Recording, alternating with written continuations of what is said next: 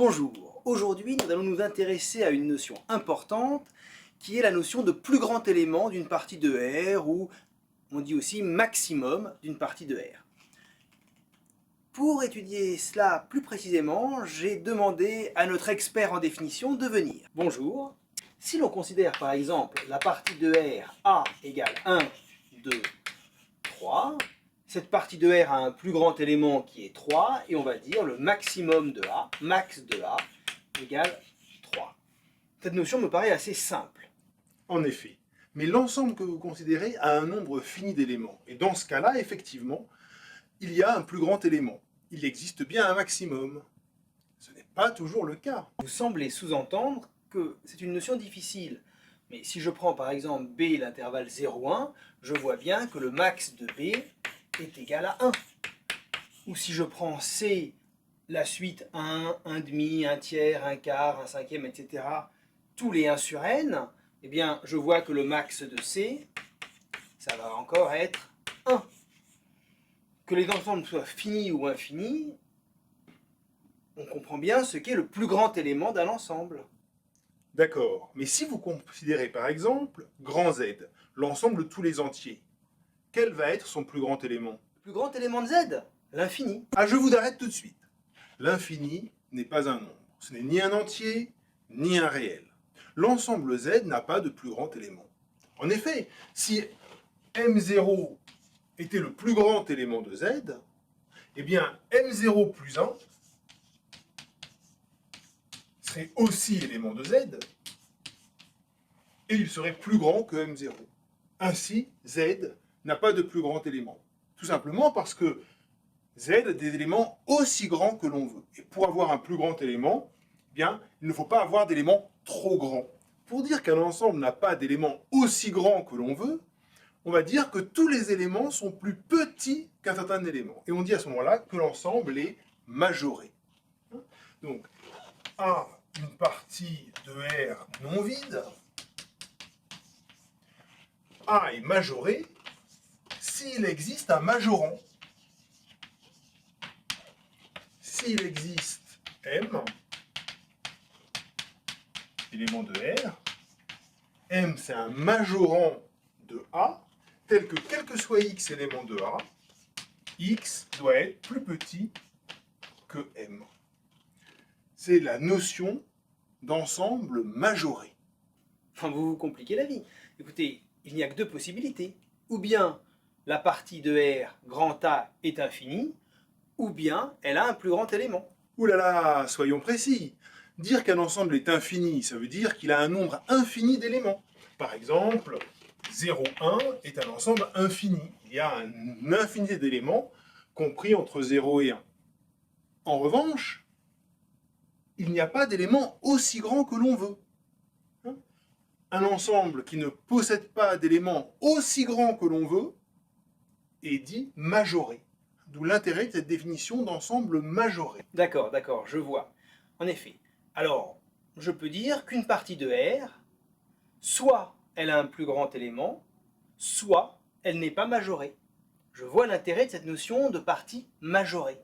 Eh bien non, je suis désolé, mais c'est plus compliqué que ça. Par exemple, l'ensemble D, l'intervalle -5, 2, tous les réels compris entre -5 et 2, il est majoré. Vous voyez par exemple qu'il est majoré par 3. 3 est un majorant de D. Tous les éléments de D sont plus petits que 3. Eh bien, quel est le plus grand élément de D? Pouvez-vous me dire quel est le plus grand élément de D? 2, tout simplement, 2. Mais non, voyons, soyez raisonnable. 2 n'appartient même pas à D. Vous voyez bien que 2 est exclu de D. 2 n'appartient pas à D. Il ne peut donc sûrement pas être le plus grand élément de D. Oui, il faudrait un nombre un petit peu plus petit que 2, mais presque égal à 2. Eh bien, 2 moins epsilon. Ah, vous et les epsilon alors? Epsilon, c'est un réel. Si epsilon est égal à 0, eh bien 2 moins epsilon, voyez-vous, n'appartient pas à D. Donc, ce n'est pas possible. Et si epsilon est strictement positif, vous voyez comment ça se passe. Vous avez 2 qui est ici, et vous avez 2 moins epsilon qui est là. Et donc, ici, vous avez le nombre 2 moins epsilon sur 2, qui appartient à D, et qui est plus grand que 2 moins epsilon. On a donc un réel qui appartient à D et qui est plus grand que 2 moins epsilon. 2 moins epsilon n'est donc pas le plus grand élément de D. Écoutez, je donne ma langue au chat. Dites-moi quel est le plus grand élément de l'intervalle moins 5, 2. Eh bien, c'est heureux que vous ne trouviez pas le plus grand élément de D. Tout simplement parce que D n'a pas de plus grand élément. Il n'y a pas d'élément qui soit le plus grand élément de D. Si vous prenez un élément dans D, il existe toujours dans D un élément plus grand. C'est un problème général en mathématiques. Avant de parler de quelque chose, il faut s'assurer qu'il existe. Eh bien, ici, le max de D n'existe pas. On ne peut donc pas parler du max de D parce que ça n'existe pas. D'accord, D n'a pas de plus grand élément. Mais tout de même, on voit bien que ce nombre-là, 2, joue un rôle particulier. Alors, ce n'est peut-être pas le plus grand élément, mais quand même, c'est presque le plus grand élément. Vous avez tout à fait raison. 2 est particulier pour l'ensemble D. Pourquoi est-il particulier? Parce que c'est un majorant de D, mais c'est le plus petit majorant de D. Et c'est ce que l'on appelle la borne supérieure de D, que l'on va noter sup de D. C'est le plus petit majorant de D. Vous voyez qu'il ne faut pas confondre le sup de D, le plus petit majorant, avec le max de D, qui est le plus grand élément de D. Attendez, il y a un instant, vous me dites qu'on ne peut pas parler du plus grand élément d'un ensemble, et maintenant, vous me parlez du plus petit majorant.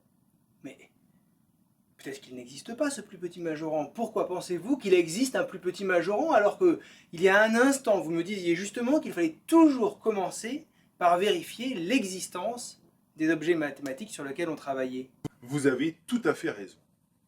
Dans le cas général, il faut se demander, est-ce que l'ensemble des majorants d'une partie possède un plus petit élément? Et c'est un théorème compliqué qui est lié à la construction même de R et que nous n'allons pas démontrer ici. Mais si on regarde une partie A, inclue dans R, A différente du vide, A majorée, si je note M de A, l'ensemble des majorants de A, alors M de A a un plus petit élément. Avec l'ensemble D, je comprends bien. MD, l'ensemble des majorants de D, c'est l'ensemble de plus l'infini. Et donc, le min plus petit élément de MD, effectivement, c'est 2. Si on prend B, qui était l'intervalle 0,1, là encore, je comprends bien que MB, ça va être 1 plus l'infini, et que le plus petit élément, ça va être 1. Mais que se passe-t-il si on regarde grand F, l'ensemble moins 1, moins 1 demi, moins 1 tiers, moins 1 quart, tous les moins 1 sur n où n est un entier strictement positif? Quel est l'ensemble des majorants dans ce cas-là? Pour cet ensemble, on voit que si M est positif, alors, quel que soit n, moins 1 sur n est inférieur à m. Puisque moins 1 sur n est négatif. Et donc, tous les réels positifs sont des majorants. En revanche, si m est strictement négatif, eh bien, comme la limite de moins 1 sur n est égale à 0, il existe un entier grand N tel que moins 1 sur n va être supérieur à m. Et donc, grand M n'est pas un majorant de l'ensemble F.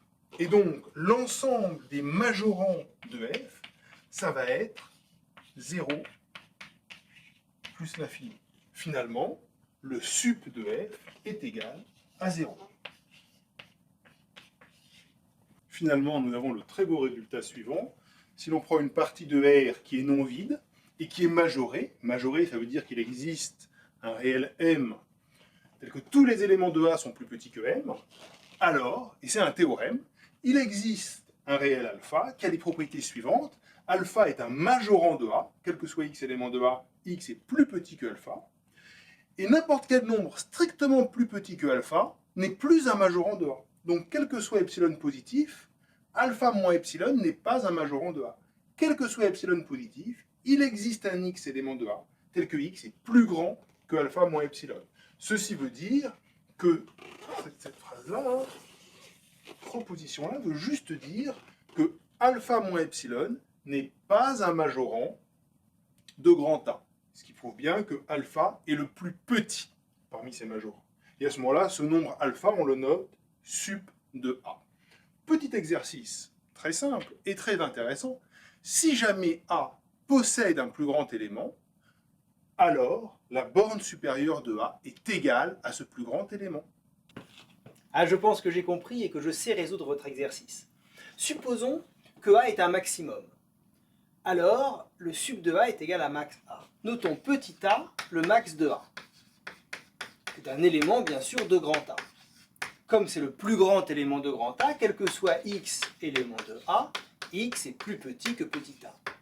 Maintenant, si je prends un epsilon strictement positif, eh bien, a moins epsilon, il est plus petit strictement que A, avec A qui appartient à grand A. Et donc, A moins epsilon n'est pas un majorant de A.